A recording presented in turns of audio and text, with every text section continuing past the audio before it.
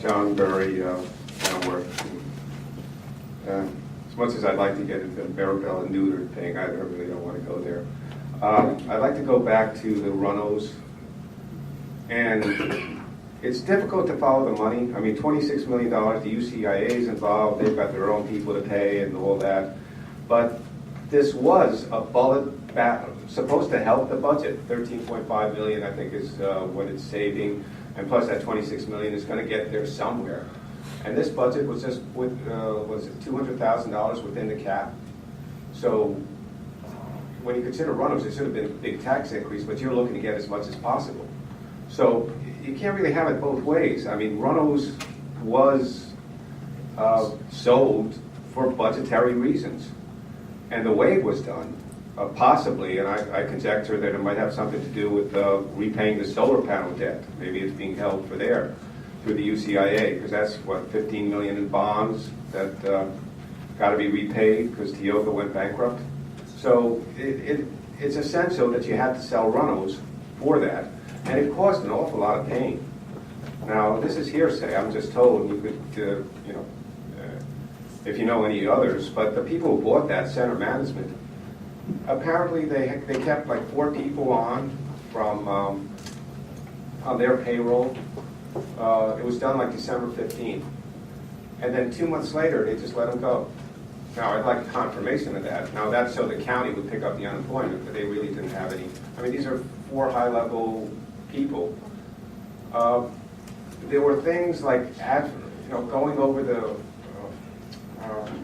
asking people if they knew anybody who wanted to work for $100. I mean, really kind of, practices that you wouldn't expect, So, and there were a lot of people who were inconvenienced, not only the people who were laid off, but the residents. There's no listing of how many died because of this.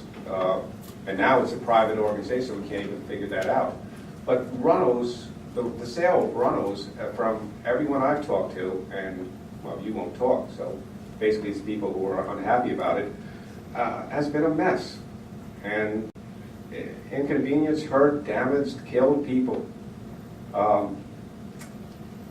Now, I don't want to actually go back to Exxon and say, because Christie has done so many, he's probably the worst governor in my lifetime.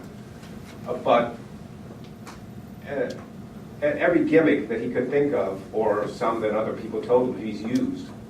But with this Runnells and all, you're using the same thing. And it's selling other things. The thing that's harped, that really upset me, is using $7 million from the Open Space Trust Fund. Now that I look at as theft, and that happened 5, 6 years ago when you were going to lay off a lot of people. And then you came up with this idea saying, well, let's use this for parks maintenance. Now that's another gimmick, and it's, some people don't care, but it is budgetary chicanery. And what you're doing, pretty much what you're accusing Christie of doing correctly. Christie has been an awful governor. I mean, he came in all bluster, and he's just, wound down. He's done much more damage than any other governor. Well, McGreevy with some of his appointments, but yeah, for now, I mean, if he gets another year or so, he'll beat him. But basically, that's pretty much it. I think what you've done with Runnells is equivalent to what's been done with Exxon. Thank you very much for your comments.